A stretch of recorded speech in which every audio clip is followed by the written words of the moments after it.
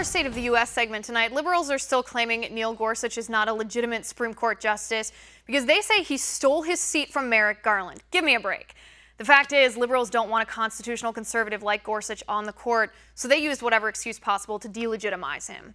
With me now, retired deputy editorial page editor of the Cleveland Plain Dealer, my uncle, Kevin O'Brien. Uncle, hi. Hi, Liz.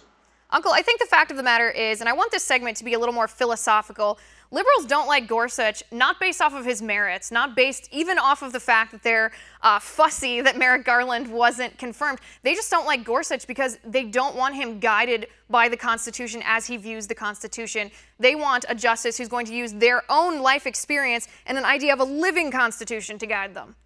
Well, I mean, that's exactly what Barack Obama described when he was asked what his view of a perfect Supreme Court justice would be. He talked about empathy. When in the judicial oath that they take, they're talking about, they're promising to enforce the law or uphold the law without respect to persons. Without respect to persons means I'm not considering you or your circumstances. I'm considering how what you did or what you're accused of fits with the law. It's right. That simple. You've got to be, that's why legal scholars are supposed to be on the Supreme Court. Right. I mean, I watched the whole swearing in, both parts of it. I didn't hear the word empathy anywhere in that oath of office. Nowhere. I just heard support and protect the Constitution of the United States. No feelings involved, not to sound harsh.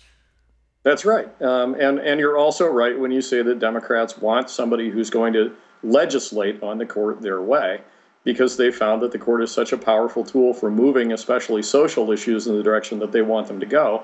They've been using the courts for that for years now, and they were frankly salivating at the possibility that Hillary Clinton would be elected and that they would get that critical fifth all the time vote.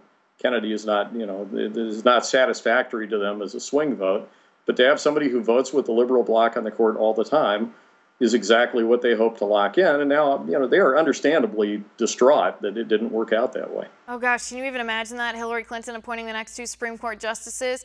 Our country would be entirely different for our children and grandchildren. It's almost scary to think about.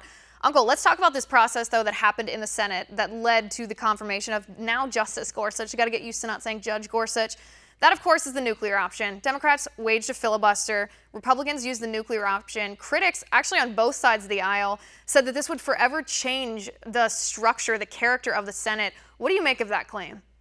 Well, I think it's too late to make that argument. The character of the Senate changed with the ratification of the 17th Amendment that called for direct election senators by the people. There was a time when senators existed to protect the interests of their states as entities, and that time has long gone away. And anything that you do with the rules of the body, which it's entitled to change, it will affect, yes, it'll affect how things go for a while until they decide to make the next rules change. But it's certainly fair game, and the idea that the filibuster was somehow sacrosanct is frankly ridiculous. If the Democrats had been in a position a few years hence where they had wanted it to go away, it would have been gone. So the filibuster has been on borrowed time for a long time, to the degree that we have the political divide in our country that's so deep and so wide. Something like the filibuster, which relies on a body that gets along with itself, can't possibly last. Its days were numbered for a long time now. Right. I mean, and that was, of course, started by Harry Reid, or at least accelerated by Harry Reid, doing the same thing with federal judges. That part of the hypocrisy just kills me. The Democrats are criticizing Republicans, saying that they're changing the character of the Senate, a threat to our democracy, when it was Harry Reid, Senator Harry Reid, a Democrat, the leader of the Democratic Party, who spurred this a couple years ago with forcing through liberal federal judges by using this nuclear option, using this simple majority. The partisan divide in the Senate is certainly not new. But go back to the 17th Amendment for a second. People don't talk about that very much. Why was that even passed?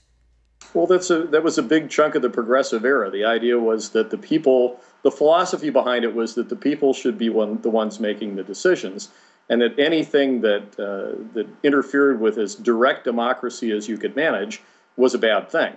And of course, the founders set up many of the institutions in the country in order to avoid direct democracy. And not having direct election of the senators was one of those mechanisms. The idea was that states had particular interests, and that in order to respect and to serve those interests and give those interests a voice, they set up one house of Congress to respond to what the states felt was important. Right, and that, of course, is protection against a pure democracy, which I think in elementary English is just mob rule here. We don't want to have mob rule because then our rights enshrined in the Constitution could easily be voted against if a mob of people decided they were angry enough that they didn't want one person, two people, a whole demographic of people to enjoy those rights. It's very interesting. I don't think the founders had an accurate idea of how federalism would work, or they would roll over in their graves rather if they saw how federalism has been decimated. And the 17th Amendment, I mean, that's a perfect example of that.